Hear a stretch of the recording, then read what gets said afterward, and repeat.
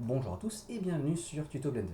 Dans ce Quick Tips, j'aimerais vous parler des profils IES, des lumières IES dans Blender ou même en général en 3D. Alors, les lumières IES, ce sont des profils en fait de lumière, des représentations de comment est-ce que la lumière doit se projeter sur les surfaces autour de la lampe. Donc si je prends ma lampe par défaut, qui est ici, ce qui est juste une point light dans Blender, que je l'ai mis sur un plan, je vais le mettre en vue render, et là on a le rendu normal qu'on attend d'une point light dans Blender. Seulement, si vous êtes dans une scène d'architecture, on va dire d'architecture d'intérieur ou autre, et que cette point light, vous allez vouloir la mettre au niveau d'une de vos lumières, on va dire peut-être un spot LED qui est sur le plafond, dans un comptoir, sur la cuisine ou autre, eh bien, c'est pas vraiment le type d'éclairage que vous allez vouloir avoir. Alors, ça peut fonctionner, bien sûr, mais si vous voulez vraiment être très réaliste ou autre, vous allez avoir quelques problèmes avec ça, notamment si vous placez votre light vraiment juste en dessous de votre spotlight, de votre spot LED, la lumière va venir cramer le mur et le point de contact avec la lampe. Or, c'est pas vraiment ce qu'on veut, alors on pourrait un peu gérer ça en changeant le type de light en spotlight et on vient rediriger un peu la lumière, on peut jouer sur le size du spot si on veut, mais on perd quand même ce côté d'illumination globale de la pièce par notre lampe, ce que nous offrait justement notre point light.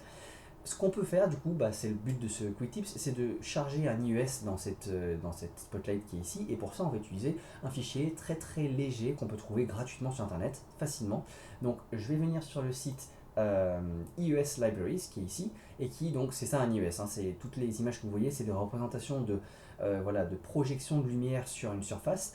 Et en fonction du type de lumière, en fait, chaque ampoule, je vais dire, de toutes les lampes qui sont créées, va être différente en fonction de l'épaisseur du verre, en fonction de la forme, de la courbure du verre et de tout plein de choses en fait qui font que à chaque fois c'est unique en fait. Les lampes vont venir projeter d'une manière très spécifique la lumière. Et des fois les constructeurs jouent sur justement la manière de construire ou de créer la lampe pour avoir vraiment une projection spécifique. Et on retrouve ça beaucoup dans les rendus architecturaux.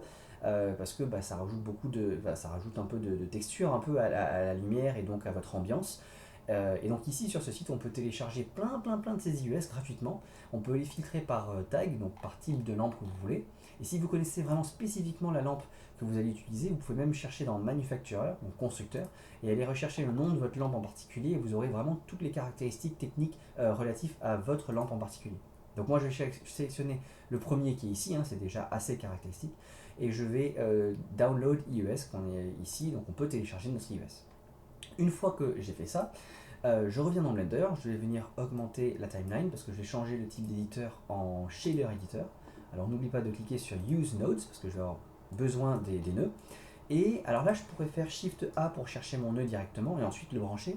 Mais dans les récentes versions de Blender, ça fait un petit moment, mais vous le savez peut-être pas, on peut venir cliquer sur une entrée ou une sortie, cliquer et drag pour libérer dans le vide. Et là, il va me proposer directement la recherche. Alors on voit que j'ai déjà répété plusieurs fois ce tuto parce qu'il me propose dans la dernière recherche ici ce que j'ai fait récemment.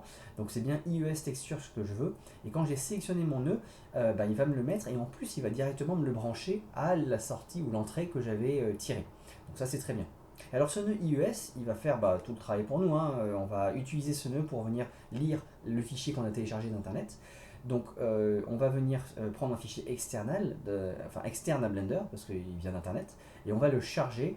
Moi c'est sur mon desktop, il est ici, hop, je fais accept et là, alors on se rend compte qu'on n'a pas exactement le même profil de lumière que ce qu'on voyait sur internet ici. Vous voyez qu'il y a quand même une grosse différence. Tout simplement parce que il y a deux paramètres à jouer là-dessus. C'est que la texture qu'on importe, elle a déjà en elle les informations de taille de la lampe. Donc là, si vous regardez dans les propriétés de ma light, Blender, il y a déjà un radius de 0,1 m. Donc je peux remettre ça à 0 parce que cette information elle est comprise dans ma texture ici.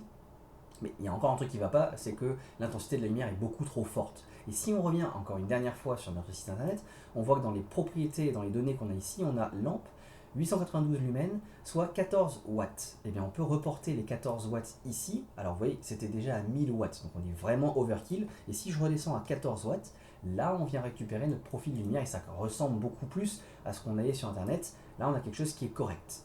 Et c'est comme ça que maintenant vous allez pouvoir utiliser votre lampe. Vous pouvez la tourner si vous voulez, vous pouvez R, on peut rotate et l'orienter comme vous voulez.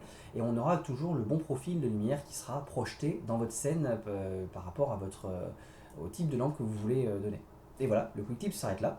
À la limite, si vous voulez vraiment l'orienter de manière plus précise, vous pouvez changer en spotlight pour avoir une meilleure représentation de comment orienter votre lampe, ou alors vous mettre en vue solide et orienter facilement votre lampe.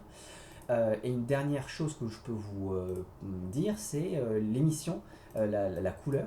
Au lieu de changer la couleur manuellement comme ça, lorsqu'on travaille avec des lampes, avec de la lumière, c'est beaucoup mieux d'utiliser, hop, on va sortir, comment ça s'appelle? C'est un black body, je pense. Hop, je vais le trouver, black body color, qui est ici. Et là, jouer avec la température de la lampe. Donc, vous allez rechercher sur internet les types de température de lampe. En général, plus on descend dans les valeurs, plus on sera sur des couleurs chaudes comme ici, donc on va aller dans du rouge, quelque chose de sombre, mais plus on monte, et si je viens sur du 5000 par exemple, ou même sur du 6400, hop, on va tomber sur des couleurs beaucoup plus claires, beaucoup plus blanches, et qui se rapprochent plus de la lumière du soleil ou d'un éclairage naturel. Donc si vous allez prendre quelque chose qui sera peut-être dans les 4800, peut-être on va être dans des éclairages d'intérieur, le soir un peu orangé, et si vous augmentez plus comme le 6400 que j'avais tout à l'heure, vous serez plus sur des lumières un peu de jour ou des lumières blanches, peut-être des phares de voiture, je sais pas. Donc à vous de jouer avec ça, mais c'est beaucoup plus professionnel et plus précis et mieux de travailler sur des températures comme ça, des black body, quand on fait des éclairages et qu'on veut toucher à la couleur de l'éclairage, que de changer la couleur ici à la main. Ça sera plus naturel et plus photoréaliste en fait de changer la couleur de cette manière-là. Voilà, le quick tip c'est terminé, j'espère que vous avez appris quelque chose, et moi je vous dis à la prochaine.